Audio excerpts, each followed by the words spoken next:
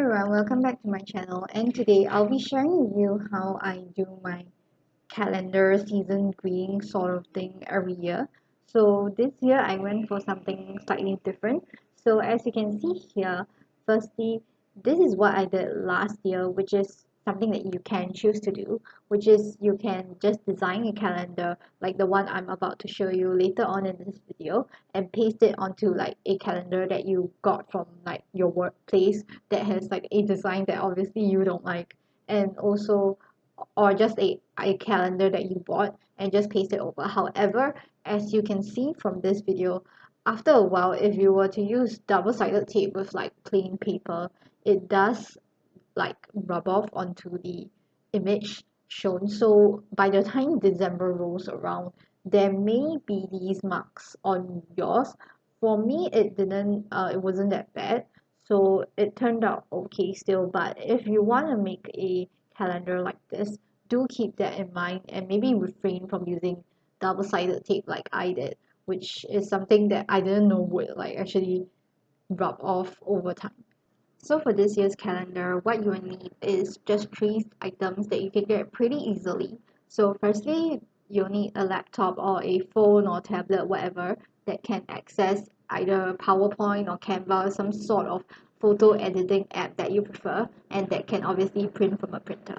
Secondly, you'll need some cardstock, which is also pretty easy to get. The one I'm using here is 200 GSM, which I suggest having like thicker cardstock because you don't want your calendars to be flying away whenever the wind blows through your window.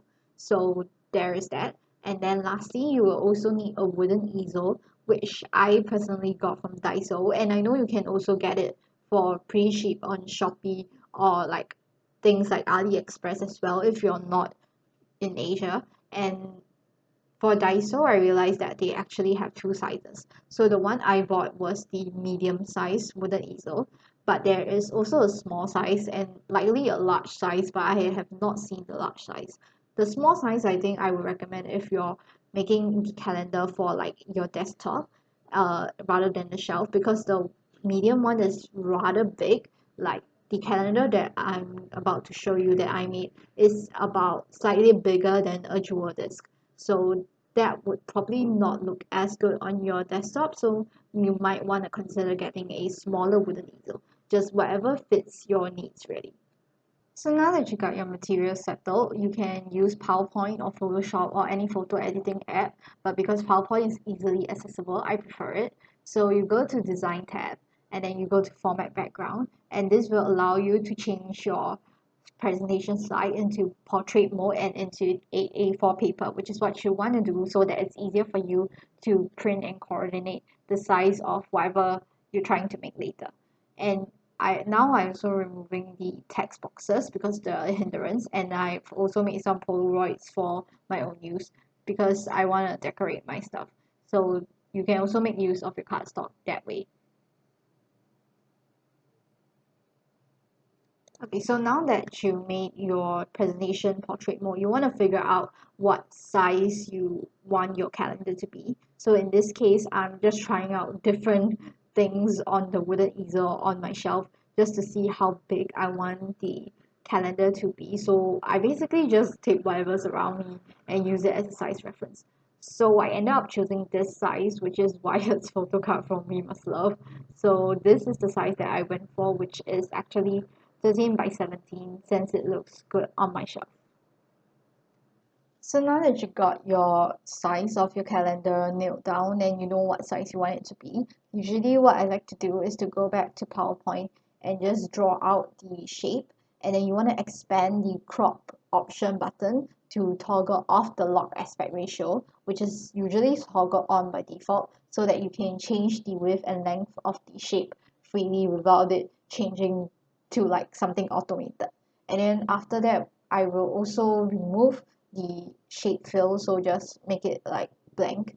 And then but I keep the shape outline just so I know like where I am going to cut out my calendar from, because sometimes the color that I'm using may not appear obvious from the paper, like it will be hard to tell. So I prefer just leaving an outline so that it's easier for myself when I actually cut it out in real life. And then because I wanted to save paper, I decided to squeeze two pages like onto one piece of paper.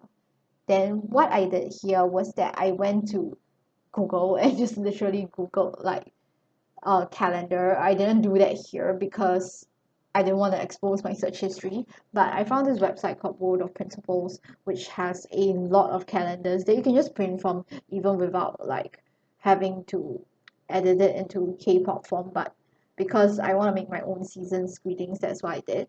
But so what I did was I went to their website and then I basically copy pasted each calendar like one by one, and then I cropped out the design because I wanted my own design obviously, but I really like calligraphy for my calendar, and also the how the words look. Obviously you can choose the many other themes and styles and fonts that they have on their calendars on different themes on their website, but this is just what I chose personally because it's the aesthetic that I like. So that's what I like about making my own calendars. I don't have to follow like what the company does for whatever group I'm standing that year. Instead, I can just make a calendar with all the groups that I like and make it my own design really. Like, okay, not saying my own because I am just taking from online websites, but just something much more customizable so that it's not just a design from a company with pictures that I like. So you want to expand the calendar that you took as large as possible and without like overfilling, which is why I like the black outline here because it's then easier to tell when you're like expanding it over the edges. So that's what you want to do here, and you can see me like trying to figure out what size I want this to be, and now you can put whatever picture you want on the top. So it's actually kind of hard to resize the pictures, but overall you generally, if you go to Twitter for pictures, it usually comes in about this size, and you can put whoever you want or like whatever month you want, which is what I really like about making my own calendar every year because I can put like whichever group first, whichever group second. And what I usually do when deciding how to put my groups is that I choose groups like months that have significant meaning for the groups, like whether it be their debut date or the date I started studying them, etc. So this is the final design that I made on PowerPoint, and you can just rinse and repeat for the rest of the month. But then you see, I didn't really like how that turned out. It looked kind of not nice in my opinion, and it was also very hard to crop the pictures. So I went to Canva again. I really like Canva for design noobs like me. So they actually have like a bunch of frames that you can use so that when you drag the picture in, they automatically like fit in the frame, like fit to the shape of the frame. So they have a lot. You can choose whatever you want. But late, yeah. So now I'm scrolling back up because what I decided was that I wanted to do something more simple and minimal compared to last year. So I'm just basically I'm doing the same thing. So I pasted like the calendars on every page, and then what you want to do is what I did do is that I put a circle and I put like another circle at the back, like as a shadow of sorts.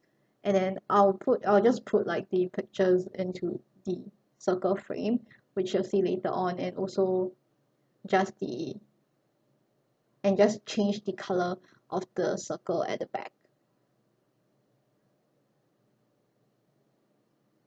So right now this is really just up to you how big you want the pictures to be, where you want the pictures for it to be. And then yeah, there's a bunch of pictures that I did from like my other video on season's greetings. So I'm scrolling through it because I know that there is a picture that I do want on here, or like a picture, a sample picture that I'm just going to use to show you guys. So the problem with the circle is that if you're using like long pics like these on and off pics, then it will crop off like half, like two of the members.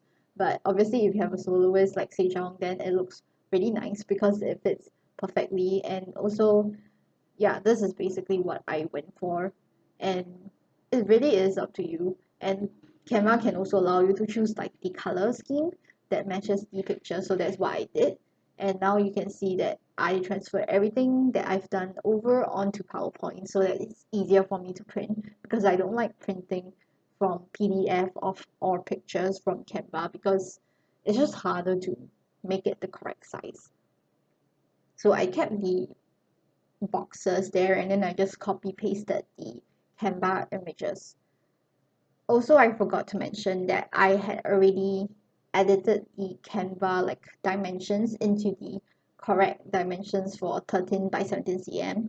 And right now I'm just printing in all these are the print settings that I used. I also changed the printer properties for the printing to be in high quality. So as I was saying, the Canva dimensions that you use, you can just Google cm to pixels, because Canva will allow you to generate a canvas based on pixels rather than cm. But you can just literally Google and convert whatever dimensions you want into pixels, and then you do that. And then once you download the Canva images as images into your computer, it will be that size when you copy and paste it into your PowerPoint. So that makes your life like much easier when it comes to resizing it, and it's like a small life hack tip for me. So right now I'm just making sure everything is printing, and next, yes, and now you'll see that I'm just like printing it out. Although I'm using like a old printer, so for older printers, right, you may want to put the paper in one by one, because the rollers like may not be able to take in such thick paper. So now that you have all of these, you can just cut them out individually, which I did not show on screen because that's too hard. And now for the grand reveal on my shelf, and this is the grand reveal. So as you can see, this is the size that I chose, which I think fits perfectly on my shelf. And I will just be taking the papers off as the months pass, and these are all the pictures I chose for my calendar. Yeah, so I basically chose the pictures that I thought would fit every month, and I have like everyone that I like here. There's on and off, there's some Akmu, there's some Mamamoo, there's some Mido and Falaso from Cosplay. There's also B2B and Idol inside as well.